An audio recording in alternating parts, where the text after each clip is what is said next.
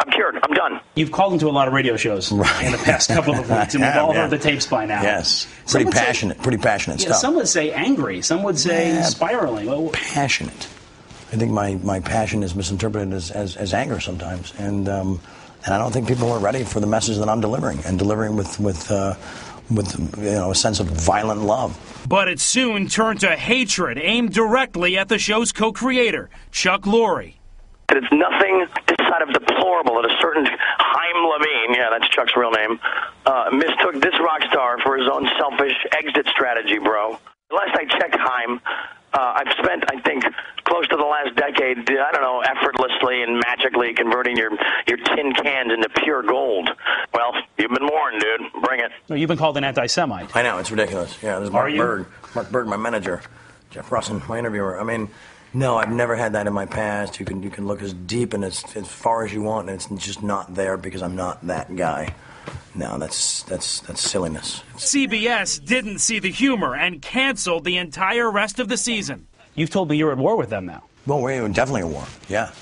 What's the war? Well, the war is that they're trying to destroy my family. And so I take great umbrage with that. And defeat is not an option. They picked a fight with a warlock. How are they trying to destroy your family? They're trying to take all my money and leave me with no means to support my family. It's not rocket science, you know. How do you plan on winning that war?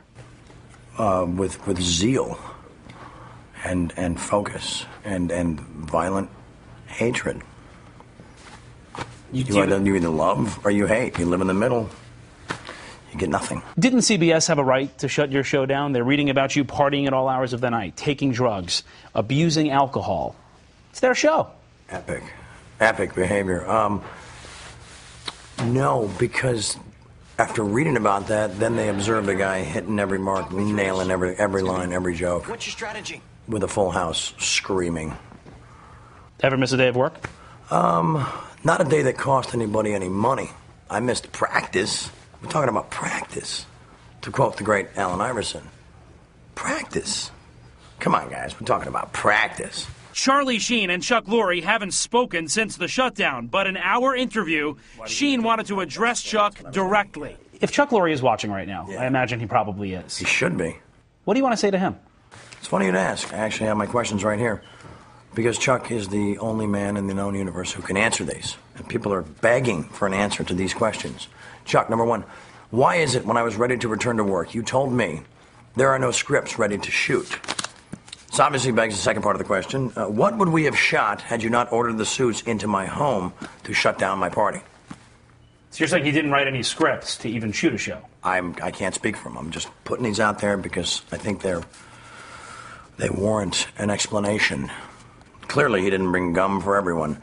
Okay, number two, and why is it you issued a decree informing me that the remaining 8 shows of season 8 had been reduced down to 4?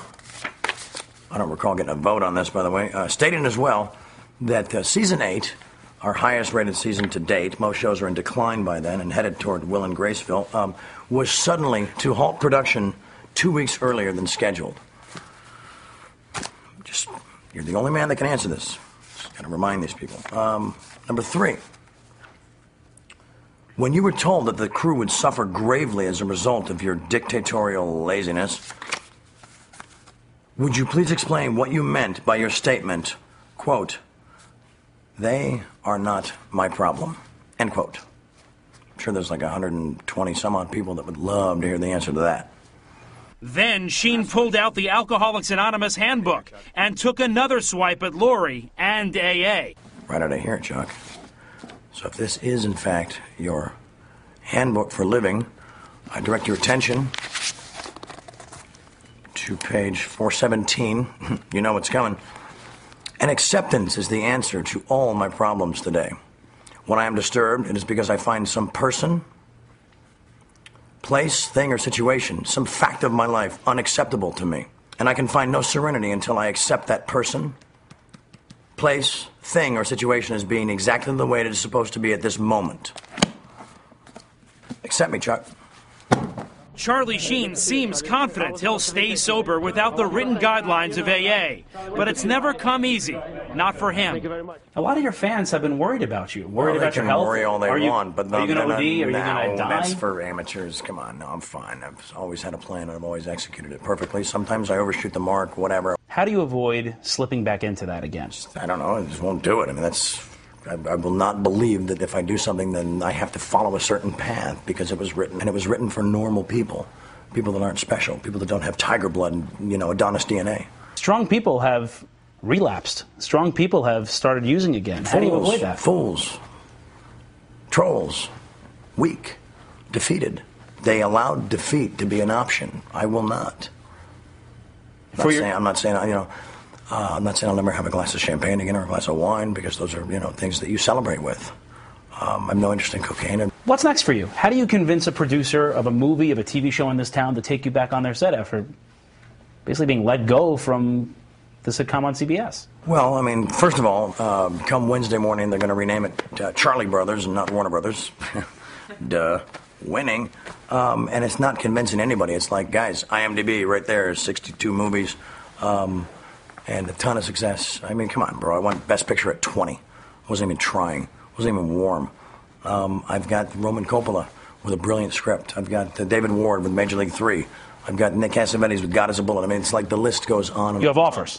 Well, yeah, and they're like so excited that I might be available because I haven't been for 8 years. Do you want to keep doing TV or do you want to switch over to movies almost exclusively? I will do both. I'll do both. Like I said, I'm a man of my word. So I will finish the TV show. I'll even do season 10, but it's at this point because of psychological distress. Oh my God, it's $3 million an episode. Take it or leave it. It's like everybody thinks I should be like begging for my job back, and I'm just going to forewarn them that it's everybody else is going to be begging me for their job back. That's how I roll. Period. The end. Defeat is not an option. Do you owe CBS an apology? No. They owe me a big one, publicly, while licking my feet. And if people think I'm insane or they don't think that what I'm saying is true, then I have no interest in their retarded opinions. I really don't. I'm going to live my life the way I want. I'm going to win inside of every moment, and they can just find the most comfortable chair in their small house and sit back and enjoy the show. We reached